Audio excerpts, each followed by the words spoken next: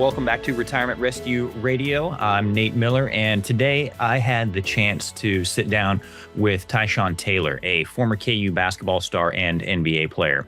And I got this opportunity thanks to Brian Haney, the voice of KU, who is launching a new platform with Sports Radio 810 WHB called Haney and the Hawks.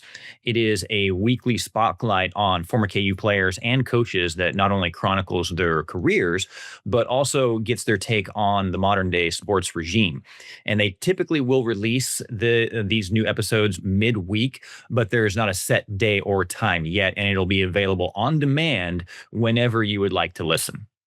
And so through that platform, I had the chance to interview Tyshawn, and we talked about what it takes to succeed at the highest level, things like discipline, preparation, and the internal drive to keep going when things get tough. And these lessons aren't just for athletes, though. They apply to all of us, especially when we start thinking about our financial lives and planning for retirement. So I'll come back on after, and so enjoy the video. Go ahead and play the clip. Well, Tyshawn, I'm very happy to see you here tonight. How are you today? I'm great, man. Thanks for having me. I appreciate it. Well, I know a lot of people are very curious to have a few questions answered. And one of the big ones I would like to have answered right now is, when you were little, what was it about basketball that drew you to it? What made you decide this was where you wanted to go? That's actually a good question. I think for me, I think it was my environment. I think when I would go outside in my neighborhood, that's what I would see the older guys doing. That's what I would see the kids doing. We had a bunch of basketball courts around my neighborhood, so it was just basketball. That was just the thing that was there. It was basketball and music. You'd always hear radios blasting, and basketball being bounced or shot. So I think just kind of my environment, and then over time, it naturally just became something that I was good at. So I just stayed with it. Yeah. Did you ever find yourself having to work up the ambition to go out and practice, or did that just come natural? That's another really good question. No, I never, ever, ever in my life had to work up the ambition to want to play basketball until I became a professional and it started to become like work. But as a kid, and I struggle with my own son with this right now, my own son is some of those 6th and 7th grade kids that I talk about that I train. I struggle with this because it seems more like their parents are invested in their growth and development opposed to them.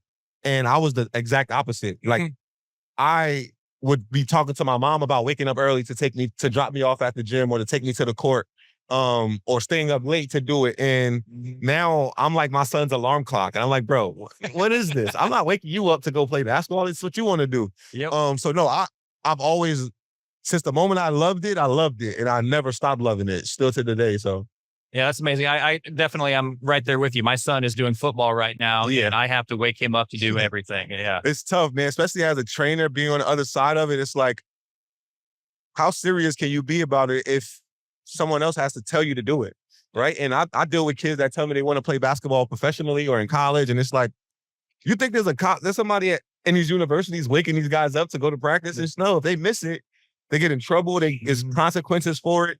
But there's not someone standing over top of them making sure they do it. And if you can figure that out now as 6th and 7th, 8th grade, you're ahead of the game. So I preach that, but it's hard to preach it. You got to have it. It is. Yeah. Sometimes it's that internal drive. Got to have do it. Yeah. Oh, amazing.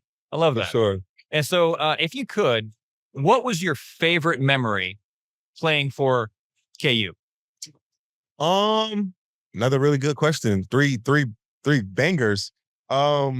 My very favorite moment for playing for KU was probably your funniest too.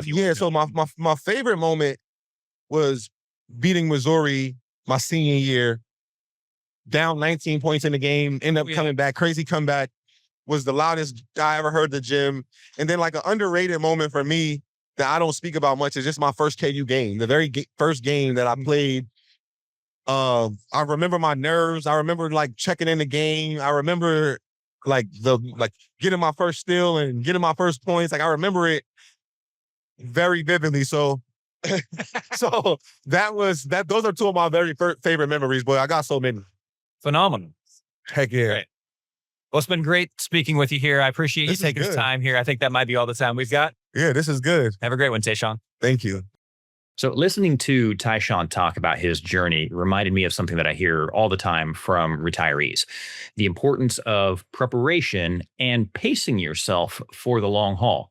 In basketball, if you end up burning out in the first half, you don't finish strong. In retirement, if you spend too quickly or you don't have a plan, you risk running out of money before the game's over. And so, let's talk about how to make sure your financial game plan lasts all 4 quarters and even into overtime.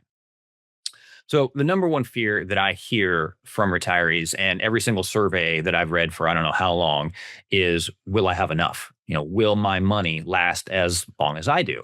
And honestly, that's a very valid concern. People are living longer. Retirement can last 25 to 30 years. And that's like playing not just 4 quarters, but sometimes heading into double overtime. And just like an athlete can't go full speed the entire game, retirees can't overspend in the early years and then expect to make it to the end. It's like you need a plan that paces your income, spreading it out so that you've always got what you need, whether it's the first year in retirement or year 25. And we also want to talk about training consistently. And Tyshawn talked about that and saving, and that works a parallel into retirement of saving and investing steadily. So he talked about the discipline it took him to show up every single day and train, even when it's not glamorous. And retirement planning works much the same way. You don't get to retirement security overnight. It's the steady, consistent saving, smart investing over the years that gives you the endurance to last throughout the entire retirement. And it's also really important to have a coach. So you want to work with an advisor. Every great player has a coach. And what's interesting, I've heard all the time that, why does Tiger Woods have a coach? His coach cannot possibly be better at golf than him. Well, no, that's not a coach's job. A coach's job is not to be better at that sport. It's to be able to watch someone and identify areas where they might be weak that they can't see themselves. Everybody has blind spots. So someone who can see the whole floor, call the plays, and make adjustments when things aren't going as planned. And that's what a financial advisor can do for your retirement as well. So we can help navigate market ups and downs. We can help adjust strategies when needed, and we can help make sure that your game plan stays on track. And so we want to cover a few key concepts as well that parallel to retirement. And one is longevity risk. And what is longevity risk? Well, that's the risk of outliving your money. And that's a very real risk. I mean, without a plan, we could all find ourselves with a whole lot of life left to live, but not enough resources to support it. And we want to build an income strategy. I mean, that's where income planning really comes in. Things like when to claim Social Security, how or if you should get set up annuities, the right way to withdraw from your retirement accounts. Well, you want to make sure that you don't pay too much tax as well. You want some kind of a tax strategy that could help lower your overall tax bill. So all of these decisions help to create your retirement paycheck so that you know your money will be there when you need it. Also, we want to make sure we've got protection against market downturns without giving up growth. And of course, no game goes perfectly. Right. There's always going to be tough stretches in retirement. That'll be market downturns. And the key is going to be protecting what you've worked so hard to build while you're still giving yourself enough growth potential to be able to keep up with inflation. And that balance is what is critical. And so I would say here is the really big takeaway. Just like Tyshawn had to prepare for the full game, retirees need to prepare for the full retirement journey. It's about pacing ourselves, staying disciplined, and having a game plan that you can adjust along the way. And if you're listening right now and you're wondering whether or not your money will last, let's have a conversation. Together we could build a retirement income game plan that helps you finish strong no matter how long the game ends up going. And so I want to, again, take this time to thank Tyshawn Taylor for sharing his story and his insights. I also want to thank Brian Haney again for making this conversation even possible through his new platform, Haney and the Hawks, with Sports Radio 810 WHB. So make sure you check out that show to hear more great stories and perspectives from former KU players and coaches. And if you enjoyed this episode, make sure that you're going to subscribe or share it with a friend if you want to. And if you would like to talk about your own retirement game plan, you can connect with us in lots of different ways. You can go to our website, millerretirementgroup.com. We should have a link also here for a 15-minute phone call if we want to make sure that your retirement is going to last all 4 quarters, and if you need it, even into double overtime. So thanks for joining me again today, and I'll see you guys next time.